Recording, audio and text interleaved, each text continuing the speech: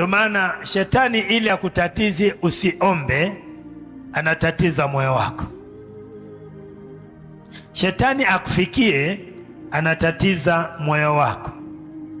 Anainua mambo yatakayofanya moyo wako uchafuke, moyo wako ukasirike, moyo wako uchoke, moyo wako uzimie, moyo wako ukate tamaa. Hapo anasema ameshinda.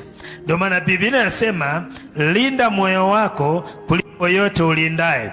Unalinda nini? Moyo wako usiwe mchafu. Unalinda moyo usiwe mchafu, maana ndipo panapotoka maombi, ndipo panapotoka silaha za kupigana, ndipo panapotoka mamlaka ya kuinua aroma mbele za Mungu. Unaposifu, unapoimba, nataka nikusaidie, hatusifu Mungu na kinywa, tunasifu Mungu na moyo. Amen, haleluya. Ndio maana kuna mahali anasema watu hawa unisifu kwa vinywa vyao, lakini mioyo yao iko mbali na mimi. Maana Mungu anahitaji moyo, si kinywa. Kinywa kinatoa yaliyo ndani ya moyo.